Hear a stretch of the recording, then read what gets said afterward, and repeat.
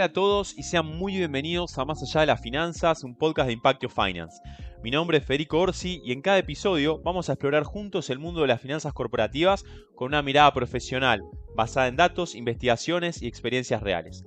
Les quiero agradecer personalmente por acompañarnos en este cuarto episodio. También me pone muy contento estar recibiendo tantos comentarios de amigos, colegas, profesionales, oyentes de estos podcasts, dándonos su apoyo y también sugiriéndonos un montón de temas para ir desarrollando en los próximos episodios. Van a poder ver que debajo del link en el capítulo de Spotify van a tener acceso a un link de un Google Forms en donde pueden completar y darnos sugerencias de temáticas, episodios, invitados o cualquier cosa que nos quieran hacer llegar. La verdad que les agradecemos un montonazo por todos estos mensajes de apoyo que nos dan fuerza para seguir y seguir metiéndole con todo este proyecto, que la verdad me encanta. Y para este cuarto y nuevo episodio que vamos a desarrollar hoy, elegimos un tema que a mí personalmente me fascina. Es uno de los temas que mayor apetito intelectual me genera y también es uno de los temas más humanos que podemos llegar a desarrollar en las finanzas. Las finanzas, vieron que muchas veces se piensan que es numérica, dura, mucha matemática, números, plata. No, en realidad, más allá de eso, hay personas atrás con emociones, con cuestiones irracionales, ¿no? Y hoy vamos a desarrollar una temática que se llama las burbujas financieras.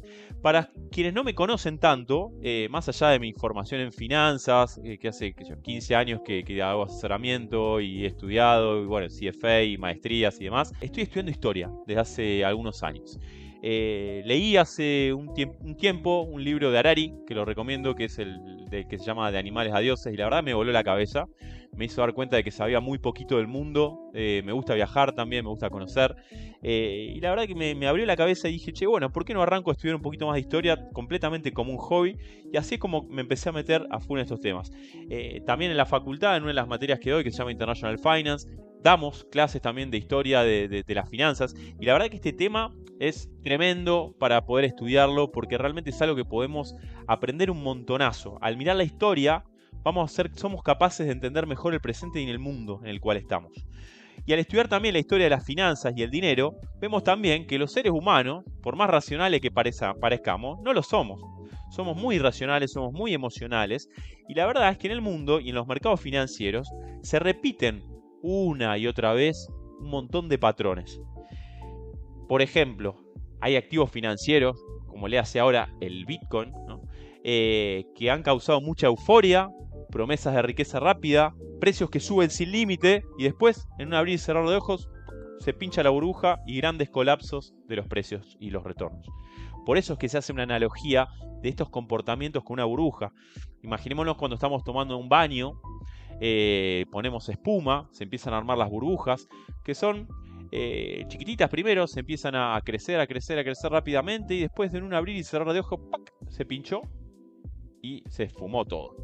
Así es la analogía que se hacen de un montón de fenómenos o de hechos históricos que han acontecido en la historia de los mercados y que se repiten y que vamos a tratar de desarrollar en este episodio, donde vamos a recorrer algunas de las burbujas más famosas de la historia, desde los tulipanes en el siglo XVII en Holanda, hasta las burbujas tecnológicas y las criptos de la actualidad, porque la idea es que tenemos que tratar de ser capaces de detectar patrones. Estos patrones se repiten históricamente, y si somos capaces de salir de la masa, de la muchedumbre y de lo que todo el mundo hace, podemos ser un poquito más inteligentes, salir antes de que exploten y no perder todo nuestro dinero. Así que bueno, dicho toda esta primera introducción, vamos a arrancar con el desarrollo del episodio. Como siempre me gusta, vamos a arrancar con un poquitito de definiciones teóricas, como para después ya meternos de lleno en los ejemplos. Y lo primero, vamos a tratar de definir una burbuja. ¿Qué es una burbuja? O sea, cuando hablamos de burbujas financieras, si lo queremos definir bien simple, es una situación en la que el precio de un activo se separa de manera persistente de sus fundamentos económicos, de sus fundamentals, como decimos. Acá podemos pensar en un montón de activos, ¿tá? Cualquier activo que se les venga a su cabeza, que vean que el precio se dispara y se separa muchísimo de lo que debería valer. Y acá, cuando hablamos de burbuja, no solamente nos referimos a que el precio sea alto, sino que ese precio se sostiene y a su vez sigue cada vez subiendo más principalmente por la expectativa que tiene la gente de que en el futuro va a seguir subiendo y siempre va a haber alguien que va a estar dispuesto a pagar más por él. Ahora bien, acá aparece un elemento que es central y que se repite en todas las burbujas de la historia, que es la narrativa. Hemos escuchado un montón de frases como, no sé, esta vez es diferente, o este activo, nada, tranquilo que esto siempre sube el precio, o hay que entrar ahora antes que sea más tarde, porque va a seguir subiendo. Y todas estas narrativas lo único que hacen es reemplazar el análisis económico que deberíamos hacer. Acá entran en juego también un montón de cosas que pasan en nuestra psicología, como por ejemplo el famoso FOMO, el Fear of Missing Out, el miedo a no estar.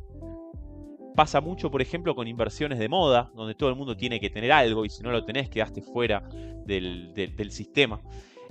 Y acá es donde se nos tienen que prender todas las alarmas, porque cuando empecemos a escuchar cualquiera de estas frases, cuando tu abuelo de 80 años te dice, che, vamos a comprar Bitcoin, una persona que no tiene ni idea, cuando ves que la tapa del diario saca noticias de un activo, ese no es el momento de entrar, al contrario, es lo más irracional del mundo. Es el momento de salir, es el momento, si vos tenés inversiones en esos activos, es momento de irte porque en cualquier momento va a explotar. Facilísimo decirlo, ¿no? Qué fácil que estar diciendo estas cosas de este lado. Lo difícil obviamente es en la práctica ser capaz de detectar los patrones. Porque las burbujas tienen una característica que son muy difíciles de identificar en tiempo real. Son muy fáciles de darte cuenta cuándo fue una burbuja y cuándo explotó con el diario del lunes. Por eso es que tenemos que tratar de ser capaces de desarrollar nuestras antenas, nuestro olfato, como decía un profesor mío en la facultad, para tratar de ser capaz de darnos cuenta cuándo entrar, cuándo salir, cuándo está muy inflado el precio, cuándo es una oportunidad de comprar. Muy difícil en la práctica, pero posible. Y por eso es que hay que estudiar todos estos fenómenos que han acontecido en la historia para darnos cuenta la próxima vez que ocurran y no caer en las trampas o perder todo nuestro dinero, o al revés, operar a la inversa. Hay algunos inversores, como por ejemplo el famoso Michael Burry. Él hizo muchísimo dinero en una crisis, una burbuja, que fue la del 2008, que hoy la vamos a desarrollar, que fue la crisis de las hipotecas subprime en Estados Unidos. Él apostó en contra del mercado, compró y shorteó activos, de modo que él apostó a que el precio de los activos baje, no que los precios de los mercados del activo suban. Entonces, en el momento que la burbuja explotó, se hizo multimillonario. Así que hay oportunidades para todos. Lo que sí, obviamente, hay que ser inteligente, hay que salir de las masas y de este FOMO que genera muchas veces la sociedad y la ansiedad, y ser capaces de parar la pelota, hacer una pausa y ponernos a ver qué está pasando en el mundo y si efectivamente hay indicios de burbuja y de próxima explosión. Ahora bien, si miramos todos los distintos episodios históricos que hoy vamos a desarrollar, hoy vamos a estar tocando 6 episodios históricos muy interesantes y muy divertidos de conocer. Las burbujas suelen recorrer un camino que es bastante similar. Toda burbuja siempre arranca con una innovación o un cambio de verdad. Ahí aparece algo que realmente es innovador, es disruptivo, es genuino. Le hace una nueva tecnología, un nuevo mercado, un nuevo instrumento financiero. Una vez que surge esta nueva innovación, empiezan a llegar los primeros inversores, que son los famosos early adopters o los primeros usuarios, que empiezan a entender mejor el fenómeno y asumen riesgos de manera bien temprana. Obviamente que quien entra en esta etapa tiene muchísimo riesgo, porque uno nunca sabe qué puede llegar a pasar con esta innovación, pero obviamente es el que tiene las mayores posibilidades de obtención de retornos. Hay una regla que se podría decir que es la regla número 1 del mundo de las inversiones, que es comprar barato y vender caro. El que entra en una inversión en una etapa temprana y obviamente es capaz de salir antes de que la burbuja explote, es quien logra maximizar los retornos. Obviamente, si vos comprás barato, lo mantuviste, lo holdeaste por un tiempo largo y después la burbuja se explotó, hasta es probable que pierdas más todavía de lo que vos pusiste, con lo cual fue una inversión completamente mala. Así que la clave en todo tipo de inversiones no está solo en la entrada. Hay, en mi opinión, un condimento que es mucho más difícil, que es la salida. ¿En qué momento hago el exit? ¿En qué momento cierro mi posición y convierto efectivamente esa ganancia que era potencial en una ganancia de verdad? Así que bárbaro, ya dijimos, toda burbuja arranca con una innovación, después llegan los primeros inversores, después aparece la euforia y la masificación. todo el mundo empieza a hablar de las inversiones. Empieza a salir en los medios, en las redes sociales, en las charlas con tus amigos. Entran personas sin ningún tipo de experiencia. El ejemplo típico que me ha pasado a mí es, no sé, ir a cargar nafta a la estación de servicio para tu auto y que el playero te diga que es momento de comprar Bitcoin o es momento de entrar en una inversión.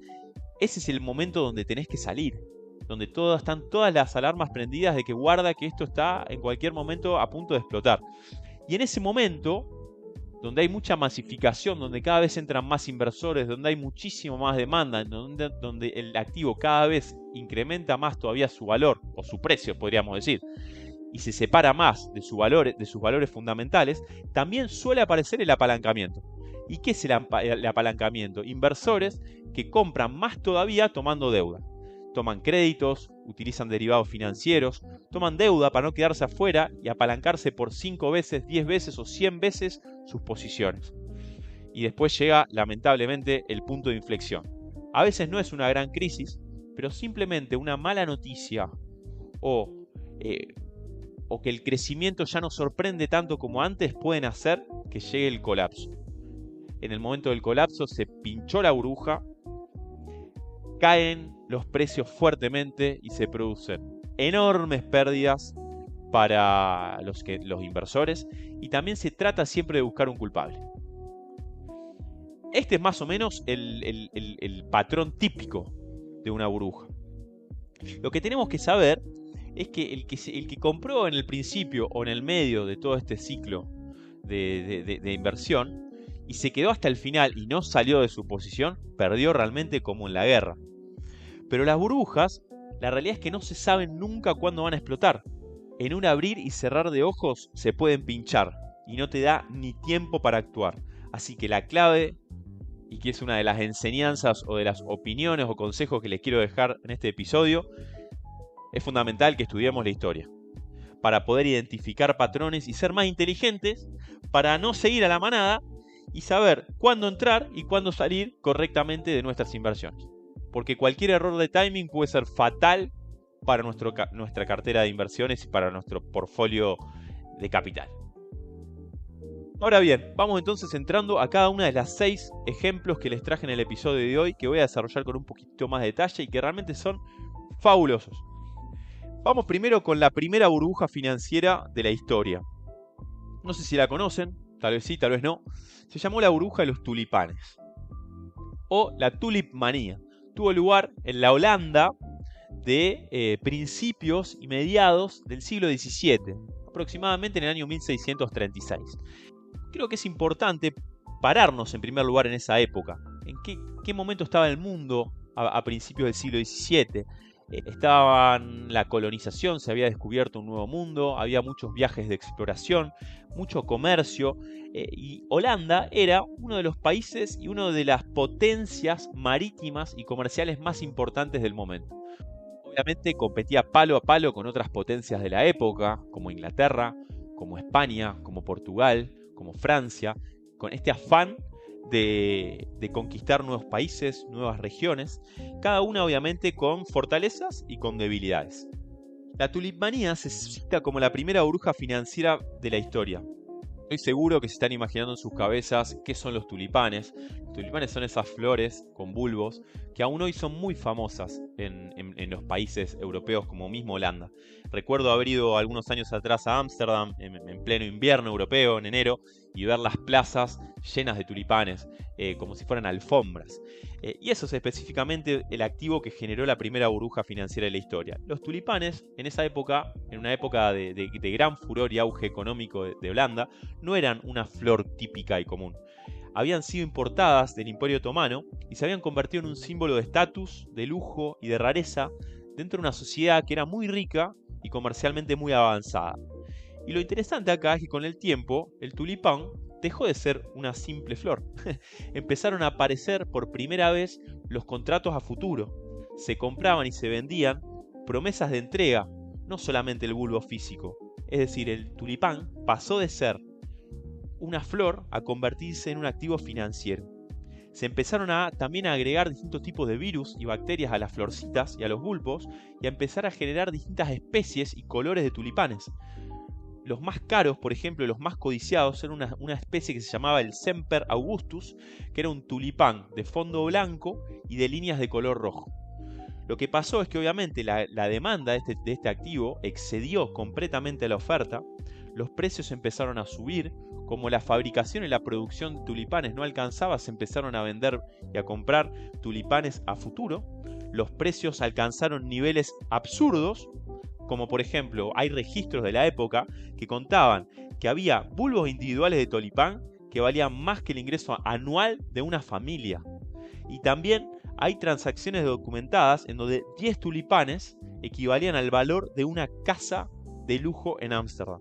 Es decir, una locura. Esto es lo que pasa generalmente en todo tipo de burbujas. El precio de un activo sube muchísimo y de un momento al otro se pinchó la burbuja.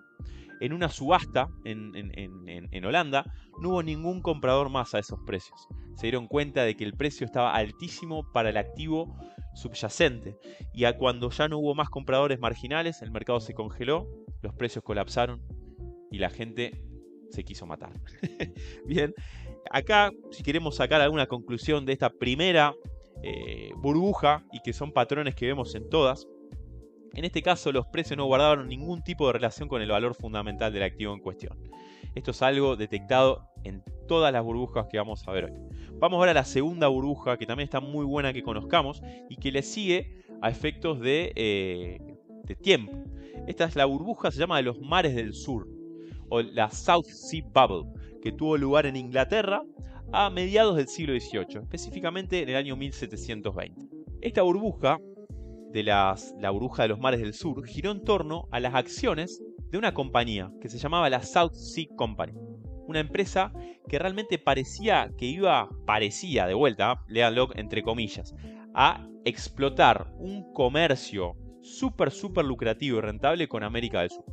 O sea, pongámonos en estos momentos donde también ya había mucho comercio, donde Inglaterra era una de las reinas del mar, con grandes colonias en distintas partes del mundo. En América, por ejemplo, tenía las 13 colonias en Norteamérica que luego se convirtieron en Estados Unidos. Tenía también los territorios, obviamente, con Escocia e Irlanda, islas del Caribe, en la India. En Europa tenían, por ejemplo, en Menorca, Gibraltar, distintas partes de la costa de África. Y realmente esta empresa tenía el monopolio comercial y político con estas colonias. Y no era solamente el monopolio de la venta y el tráfico de bienes que nos imaginemos de importación a exportación, sino también el suministro de esclavos. Entonces se empezó a generar una narrativa muy fuerte y muy poderosa en donde cualquier persona podía comprar acciones de esta compañía en una oportunidad que parecía única, ligada al crecimiento y la expansión del Imperio Británico. Y todas estas promesas, que claramente fueron exageradas, reemplazaron rápidamente la información real. Las acciones, por ejemplo, de esta empresa pasaron de 100 libras esterlinas a casi 1000 libras en muy pocos meses. Es decir, una suba de 10x o de 10 veces el precio de la acción. Pero ¿qué pasó? El problema apareció obviamente cuando el mercado empezó a hacerse las preguntas que cualquier persona racional se haría. ¿Dónde estaban los flujos de fondos reales que generaban este negocio? Cuando se entendió que este negocio no generaba lo prometido y que efectivamente era todo humo, el precio de la empresa colapsó. Y acá hay un dato de color muy interesante que está bueno mencionar. Que hubo una persona muy famosa y uno de los grandes científicos de la historia de la humanidad que cayó en esta burbuja. Fue Isaac Newton. Newton, que fue uno de los científicos más brillantes de todos los tiempos y el creador de la ley de la gravedad, es decir, un bocho, un capo, él invirtió en la South Sea Company, compró acciones en todo este furor y FOMO y euforia de los mercados. Él ganó dinero, compró y vendió. Después, como le fue tan bien, volvió a comprar y a entrar nuevamente para evitar quedarse fuera, pero no salió a tiempo y perdió gran parte de su fortuna. Y dejó una frase que quedó para la historia y que todos los que somos fanáticos de las finanzas la hemos escuchado un montón de veces, que dijo: Puedo calcular el movimiento de los cuerpos celestes, pero no la locura de las personas. Fra-song, ¿está? Y lo que tenemos que entender es que si a Newton, una mente brillante, le pasó esto, a cualquiera de nosotros nos puede pasar. Por eso hay que tratar de no dejarse llevar por las masas e ir muchas veces contra la corriente, que puede ser una muy buena estrategia, porque la realidad es que nunca se sabe cuándo se puede llegar a pinchar una burbuja.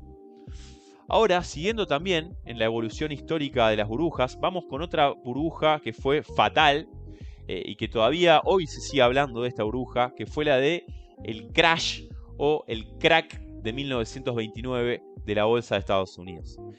Fue una de las peores colapsos bursátiles de la historia. En primer lugar, creo que está bueno tratar de ubicarnos en qué momento temporal de la historia nos situamos, y estábamos en los llamados felices o locos años 20. Había terminado la Primera Guerra Mundial en 1918, con Estados Unidos que había entrado más hacia el final de la Primera Guerra y habiendo sido uno de los grandes victoriosos de la Primera Guerra. Todo era consumo, todo era felicidad, había mucho furor, mucho consumo. Por ejemplo, en Estados Unidos florecía, había un auge del jazz, el cine en Hollywood, también había muchísima producción industrial. Por ejemplo, en esta época aparece el Fordismo, donde se hace el Forte, furor de ventas, y uno todavía estudiado hoy como modelo productivo. Y también, entre los inversores que tenían mucho dinero circulante, la bolsa se volvió una inversión popular y masiva. Y el cambio clave que hubo en esta época fue la aparición también del crédito. Mucha gente empezó a comprar acciones o bonos, no con su propio dinero, también tomando préstamos, porque estaban convencidos de que siempre subía. Entonces siempre te decían, che, comprá esta acción que está buenísima y siempre va a subir. Y sube, y sube, y sube. Y la inversión, obviamente, como todo tipo de burbuja que venimos viendo hasta acá, se volvió contagiosa. Todo el mundo empieza a hablar de las inversiones, vecinos, familiares.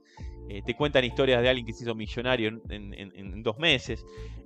Todos entran, se empieza cada vez a pumpear y a inflar más los precios. Y obviamente aparecen los mismos patrones que ya venimos repitiendo en estas burbujas. Y en octubre de 1929 llegó el quiebre. En pocos días, muy pocos días, el mercado cayó más de un 20%. Hay 2 días que quedaron en la historia como 2 de los días más negros o terribles de la historia de las bolsas.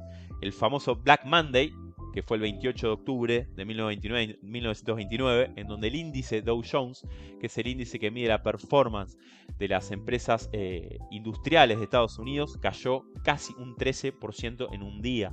¿Saben lo que es eso? Y el Black Tuesday, que fue al día siguiente, en donde volvió a caer aproximadamente un 12%. Todas estas malas noticias y este pánico generaron que la gente se vuelva loca, ¿no? Se empezaron a caer todas las liquidaciones, la gente empezó a vender, todavía cayeron más los precios, y el crédito encima aceleró las caídas. Si queremos dimensionar la magnitud total de este crash, desde el pico del 3 de septiembre de 1929, que fue el máximo que había alcanzado la bolsa en ese momento, hasta el piso que se alcanzó en julio de 1932, es decir, fue una crisis que duró bastante tiempo, el Dow Jones cayó aproximadamente un 89% y no volvió a estos niveles recién hasta 1954. Creo que la lección en esta crisis es muy clara. Las burbujas no explotan solamente por precios largos, sino porque también en este caso los precios altos se combinaron con un condimento mortal que puede llegar a ser mortal, que es la deuda.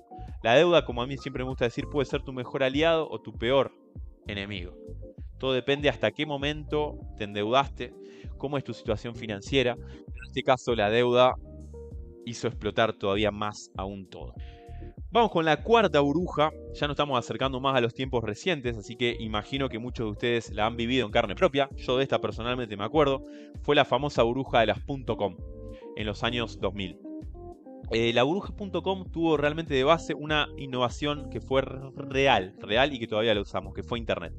Internet se suele considerar que fue la tercera revolución industrial en la historia de la humanidad, ¿no? En primer lugar tuvimos la revolución industrial en Inglaterra a finales del siglo XVIII con la máquina de vapor y los ferrocarriles y demás. Después tuvimos una segunda revolución industrial a finales del siglo XVIII con el acero y la industria. Y la tercera revolución industrial tuvo lugar con el Internet en la década de 1990. Hoy mismo estamos hablando de una cuarta revolución industrial que es la de la inteligencia artificial.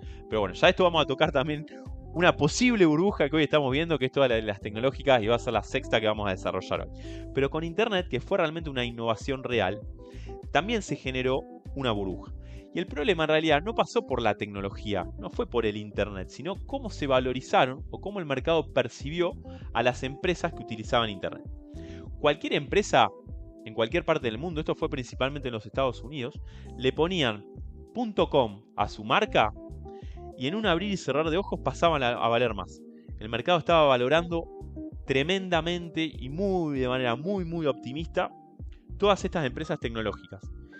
Y la realidad es que el mercado dejó de hablar de los fundamentals, dejó de hablar de las ganancias, de los flujos de caja, y empezó a hablar de un crecimiento futuro, empezó a hablar de una nueva tecnología, y todo el mundo que estaba dentro del barco de las .com, del Internet y demás, empezó a tener valuaciones estratosféricas. Las valuaciones ahora ya se justificaban por usuarios, por clics, por crecimiento futuro. No había ningún fundamental sólido dentro de muchas de estas empresas. Y cuando el mercado, de vuelta, como vemos en todas las otras burbujas, empezó a hacer las preguntas que cualquier persona de manera racional se debería hacer, tema que ¿qué es lo que pasa? Muchas veces los inversores están dentro de la euforia del mercado y no pueden salir del FOMO, del miedo de salir, de estar afuera. Y cuando se empezaron realmente a preguntar cómo ganaban plata estas empresas, la burbuja se pinchó, porque se dieron cuenta de que no había fundamentals sólidos. El Nasdaq cayó, que el Nasdaq, que es así como el Dow Jones dijimos antes, que es el índice de las industriales, el Nasdaq es el índice de las empresas tecnológicas. Cayó un 80% entre 2000 y 2002. Muchísimas, pero muchísimas empresas murieron y desaparecieron. Pero muchos gigantes de los gigantes que hoy tenemos en el mercado, por ejemplo Amazon o Microsoft, que hoy son empresas que tienen capitalizaciones de mercado por encima de los 3 trillones de dólares, estuvieron también al borde del colapso, pero sobrevivieron. Y acá también, si queremos sacar alguna conclusión, alguna enseñanza de esta burbuja, es que la tecnología, el Internet era real. El problema no estuvo en la tecnología, el problema estuvo en las valuaciones. La gente infló por demás una tecnología, empresas que empleaban esta tecnología, y que obviamente el valor de estas empresas excedió en demasía los fundamentals económicos de estos negocios. Se infló, ¡pac! Y se pinchó. Vamos con otra que tuvo lugar en el 2008, esta es la quinta, también muy conocida por nosotros, hay películas al respecto, hay una que realmente a los que están interesados en esta temática les recomiendo que la vean, está buenísima, se llama The Big Short, es una película que habla de este personaje que les mencioné antes, que es un personaje real, es uno de los inversores más famosos de la historia y del momento, que se llama Michael Burry, que él apostó en contra del mercado, es decir, fue en una estrategia donde él no apostó a comprar para vender más alto, sino vender para comprar más barato. Es una estrategia que se llama shortear el mercado, donde vas a apostar a la baja. Pero bueno, obviamente a él le fue bien porque se animó y decidió salir de toda la euforia que había en el mercado. ¿Qué pasó en el 2008 en Estados Unidos? Tuvo lugar una crisis que se llamó la crisis de las hipotecas subprime, que desencadenó una crisis global. Ahora que estamos más todavía en un mundo mucho más globalizado que antes, es decir, las primeras crisis que vemos, que estudiamos hoy, eran crisis más bien que tuvieron lugar en sus países, ¿no? En Holanda, en Inglaterra, en Estados Unidos. Pero cada vez que nos acercamos más a los tiempos actuales y donde vivimos en una aldea global, en un mundo globalizado, donde hay muchas interconexiones económicas de importaciones, exportaciones, nearshoring, financiamientos, préstamos, inversiones y demás, y ni hablar de las redes sociales, cualquier crisis importante que tenga lugar en potencias o mismo en países que no sean los más importantes del mundo, tienen un efecto dominó y pegan coletazos en toda la economía mundial. ¿Qué pasaba en el 2008 en Estados Unidos? Tras la crisis del 2000, que estudiamos antes, la Fed que es el Banco Central, digamos, se podría llamar, de Estados Unidos, había seteado las tasas de interés muy bajas para fomentar nuevamente el consumo y a la gente le resultaba realmente muy barato endeudarse. Cuando las tasas están muy bajas, te conviene tomar créditos y comprar activos. En este caso, el activo subyacente que generó toda esta crisis de las hipotecas fueron los inmuebles, los departamentos, las casas. La realidad es que en este mundo que dijimos antes de tasas de interés tan bajas, los retornos obviamente eran bajos y la gente tenía mucho apetito de ganar más. Era muy barato endeudarse, con lo cual lo que la gente empezó a hacer, comprar propiedades. Entonces se empezaron también a otorgar hipotecas a gente de poca calificación crediticia, sin poca capacidad real de poder repagar. Es decir, en la película esta de Big Short está buenísimo porque se ve el caso de prostitutas, de lincheras, que sacaban y compraban departamentos. Es decir, se relajaron un montonazo en todo lo que tenía que ver con la calificación crediticia de las personas. Y también, obviamente, desde el punto de vista de los bancos y los grandes fondos de inversiones, tenían apetitos de obtener mayores retornos en este mundo de retornos tan bajos que estaban en esos momentos.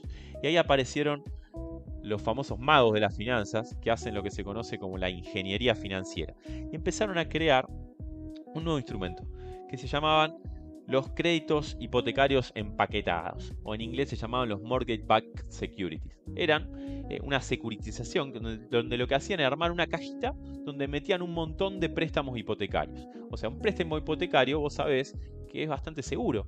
¿Por qué? Porque el banco que te da el préstamo hipotecario sabe que si vos dejaste de pagar las cuotas, te ejecuta el activo y se queda con la propiedad. En este caso, en vez de depender, digamos, de un único préstamo, lo que hicieron era meter dentro de una bolsa un montón de préstamos y crear un instrumento donde ya lograbas diversificar un poquito el riesgo de que alguna de esas personas dentro de esta cartera no pague su hipoteca. Entonces, luego con los flujos, cuando la gente empieza a pagar sus hipotecas, se empieza a devolver el dinero a los inversores. Este activo, que se llamaba el Mortgage Backed Security, fue vendido como un producto muy seguro por parte de las sociedades calificadoras de riesgo, que tuvieron un rol muy importante, obviamente de forma malísima, porque fueron los grandes causantes de la crisis. Las sociedades calificadoras de riesgo como Fitch, Moody's, Standard & Poor's, todas estas empresas calificaron a estos paquetes de productos con la calificación máxima, es decir, AAA, sin hacer un verdadero análisis de a quiénes le habían prestado el dinero. Es decir, el rol de estas instituciones como guardianes de la ética y las buenas prácticas de gobernanza corporativas fueron realmente un fracaso. Para hacerlo más complicado aún, hay un nuevo instrumento también que se utilizó muchísimo en esta crisis, que se llamaban los CDS, los Credit Default Swaps, que eran un seguro ante el impago. Es como comprar un seguro si alguien no te paga. Entonces, como supuestamente estos instrumentos no tenían ningún tipo de riesgo, la gente iba a pagar las hipotecas. Si no pagaban la hipoteca, se ejecutaban los activos. ¿Qué pasaba? Como había tanta compra de activos, como había tanta compra y demanda de créditos y de propiedades, ¿qué les parece que pasó con el precio de los inmuebles? Sube, como todos los patrones que vimos. Y entonces, estos CDS o estos seguros, supuestamente eran una buena forma rápida de ganar plata. Porque claramente las probabilidades de que todo esto colapse no tenían ningún tipo de asidero, digamos, dentro de la cabeza de los inversores de los grandes fondos. Pero acá hay grandes inversores o personas muy inteligentes como este Michael Burry que vimos antes, que fue capaz de darse cuenta de que el mercado estaba completamente inflado, de que estaban en presencia de una burbuja y que en cualquier momento todo podía llegar a explotar. Y es lo que pasó. La Fed, como dijimos antes, en este momento donde ya la inflación empezaba a aparecer en Estados Unidos, y para tratar de salvaguardar un poquitito la economía, decidió subir un poco las tasas de interés. En ese afán de subir tasas, muchos de los que habían tomado los créditos tenían tasas obviamente variables. Muchas de estas personas que habían tomado los préstamos efectivamente no tenían ningún tipo de capacidad de pagar. En ese momento hubo menor demanda de inmuebles, los precios de las propiedades se empezaron a corregir, se empezaron a ir hacia abajo y las personas empezaron a deber más plata en el préstamo que lo que valía la propiedad. Entonces, por ende, dejaron de pagar. Esto genera un efecto dominó que hizo que el precio de las propiedades se vaya todavía más por debajo.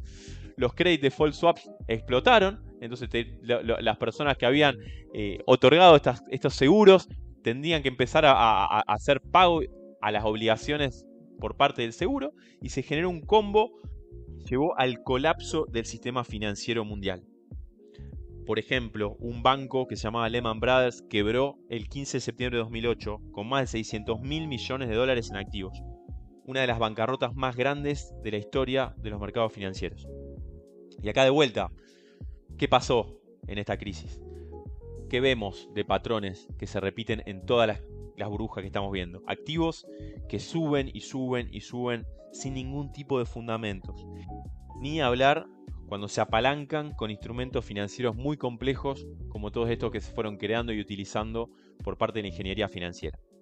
Bien, y ahora vamos a entrar ya en la última de las burbujas que vamos a estar desarrollando en el episodio de hoy, que no sé bien si es o no es una burbuja, porque es algo que está aconteciendo en estos momentos. Nadie sabe si está a punto de explotar o no, o si esta vez será diferente, pero vamos a estar hablando de la sobrevalorización que estamos viendo en las empresas tecnológicas. Lo que sí creo que no está en discusión que tecnologías como el blockchain, la inteligencia artificial, son tecnologías reales y transformadoras.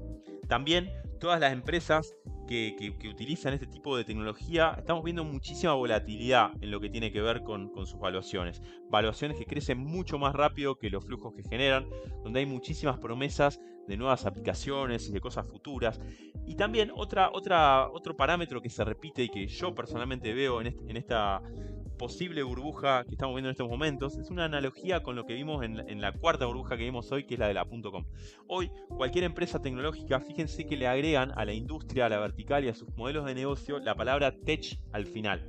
Por ejemplo, las fintech, las biotech, las proptech, las insurtech, las legaltech, las healthtech. O sea, vos fíjate que todas le ponen tech al final con la expectativa de que valgan muchísimo más lo que deberían valer. Así que guarda con eso. Vemos empresas que tienen unas valuaciones altísimas. Por ejemplo, Nvidia, a fecha del podcast actual, que estamos a enero de 2026. No sé cuándo estarán escuchando este episodio. Tal vez vale más, tal vez vale menos, no lo sabemos. Hoy vale casi 5 trillones de dólares. Una locura. Nunca en la historia de la humanidad una empresa logró valer tanto. Todas las empresas tecnológicas, si vos agarrás el top 10 de las empresas más valiosas del mundo a fecha actual, 8 son tecnológicas. Tenemos Facebook, Google, Amazon, Tesla, Apple, Nvidia, o sea, todas empresas que son completamente tecnológicas y que valen lo que nunca en su vida valió ninguna compañía. Valuaciones superiores a los 3-4 trillones de dólares. También están cotizando a múltiplos muy altos. Es decir, si comparamos, por ejemplo, vemos sus múltiplos como el Price to Earnings, el Enterprise Value EBITDA de estas compañías, están muy por encima de los promedios históricos y también muy cerca de los máximos históricos. Con lo cual, todas estas son señales que tenemos que tratar de ver y decir, che, guarda, no sigamos comprando. Salvo que estemos convencidos de los fundamentals de esta empresa, ¿no? Pero si no estamos tan convencidos, guarda, porque son todas las mismas alertas que estuvimos viendo en todos los otros patrones de burbujas que estuvieron teniendo lugar. Mismo muchas veces también muy relacionado con temas de la tecnología es el comportamiento de un activo financiero tecnológico que es el Bitcoin. El Bitcoin, que está dentro de todo lo que tiene que ver con la tecnología blockchain, también es un activo que ha tenido periodos de muchísima euforia. Es un activo que, por ejemplo, a octubre del 2025 alcanzó su all-time high, o sea, su máximo precio histórico, que fue $126.000. No sé de vuelta cuándo estarán escuchando este episodio, si va a valer más o va a valer menos, tal vez valga 1 millón, no sé, o tal vez no vale nada, pero al momento de hoy vale $90.000. Entonces fíjense cómo muchas veces la euforia de la compra de este tipo de instrumentos hace que todo el mundo entre, compre, se infla el precio, muchísima demanda, después de un momento al otro el precio cae y se generan grandes pérdidas para las personas que obviamente compraron un activo con expectativas de venderlo más caro y efectivamente no lo lograron. Con lo cual, creo que hay que tener mucho cuidado con la situación actual. Creo que estamos en una situación muy delicada. No estoy en condiciones, no creo que ni yo ni nadie, de afirmar si hay o no hay una burbuja en las empresas tecnológicas. Yo personalmente no compro y no compraría empresas tecnológicas hoy. Me parece que están con precios muy altos si lo comparamos con sus valores fundamentales. Pero acá la idea no es sentirte que sos un crack, el gran anticipador de los catástrofes, sino acá lo que hay que tratar es de reconocer señales. ¿Quién sabe si va a explotar o no va a explotar esto? O si esta vez va a ser diferente. La verdad es que Nadie lo sabe. Podemos ver también el comportamiento de otros inversores. Por ejemplo, Warren Buffett hoy está sentado en billones de dólares de liquidez esperando el momento en el que se genere la corrección o la explosión de la burbuja y pueda comprar más barato todavía. La realidad es que nadie tiene la bola mágica, pero guarda con la situación de hoy, porque me parece, como dije antes, es un poquito delicada. Así que bueno, con esto voy a ir dando cierre al episodio. Estamos más o menos en los 40 minutos, lo que fue más o menos creo que van a andar todos los episodios en este tiempo, habiendo ya visto todos los episodios que tuvimos que andan en esta longitud. Creo que podemos sacar algunas conclusiones de historias. Desde los tulipanes de la Holanda del siglo XVII hasta la inteligencia artificial, hoy en nuestros días, creo que las burbujas no son accidentes aislados ni errores de alguna época particular, sino son un fenómeno que es recurrente en los mercados financieros. Los mercados son personas, somos personas que somos racionales y somos emocionales. Lo que cambian en los distintos tipos de burbujas que fuimos estudiando fueron los activos. En un caso fueron flores, en otros casos fueron acciones de una empresa, en otros casos fueron propiedades, en otros casos fueron internet, criptomonedas, inteligencia artificial. Pero lo que no cambia en todas estas burbujas es la dinámica de fondo. Las expectativas que se aceleran muchísimo, narrativas que justifican precios cada vez más altos y la creencia persistente e irracional de la gente de que esta vez va a ser diferente. Y la realidad es que las burbujas no salen de la nada, siempre empiezan con algo real, con una innovación, como dijimos, una oportunidad real, económica, un cambio tecnológico, algo que de verdad tiene lugar. Pero el problema pasa cuando el precio empieza a subir mucho más rápido que lo fundamental que lo sostiene. Y en ese punto es donde el mercado deja de tomar decisiones racionales, empieza a amplificar las emociones, mucho optimismo, miedo a quedarse afuera, comportamiento en manada y ¡pac! Explosión final. Con grandes pérdidas, suicidios hasta muchas veces de gente. Y otra cosa que a mí me parece divertidísimo, ¿no? Y divertido en este caso, ¿no? Porque yo estoy simplemente hablando, no me pasó a mí. Pero que nadie es inmune también a este tipo de crisis. No lo fue Isaac Newton, no lo fueron los grandes banqueros, no fueron fondos profesionales, ni cracks de las finanzas. Burbujas no distinguen entre amateurs y expertos, distinguen entre los que son capaces de entender el riesgo y quienes lo ignoran o lo subestiman. Por eso, recomendación final, por más que tratemos de adivinar si algo o no es una burbuja, en realidad creo que lo verdaderamente útil es poder entrenar nuestro ojo para ser capaz de reconocer las señales. Porque acá lo más importante es no confundir precio con valor y ser capaz de darnos cuenta cuándo entrar, cuándo salir, poder decidir mejor e invertir mejor nuestro dinero. Y ya con estas ideas en mente voy a dar por finalizado el episodio del día de hoy, en este tema que me apasiona y que espero realmente de corazón que les haya resultado de interés. Esto, gente, fue Más Allá de las Finanzas, un podcast de Impactio Finance. Si les gustó el contenido, les agradezco un montonazo si nos pueden seguir en Spotify o YouTube. Pueden también dejar su comentario dentro del episodio. Así nuestro espacio puede seguir creciendo muchísimo más entre toda la gente que disfruta de aprender y actualizarse en todos estos temas de finanzas corporativas. También nos pueden contactar en nuestras redes sociales de LinkedIn y de Twitter, buscándonos como Impactio Finance o como Federico Orsi. Y también les dejamos en la descripción del episodio, van a ver un link a un Google Forms por si nos quieren sugerir cualquier tema, próximo episodio, caso, entrevista, que les parezca que puede estar bueno que desarrollemos en los próximos capítulos. Les mando un muy fuerte abrazo a todos. Vamos a seguir desarrollando esta comunidad de amantes de las finanzas, así que nos volveremos a encontrar en el próximo episodio para seguir explorando juntos el mundo de las finanzas y las decisiones corporativas. Hasta la próxima.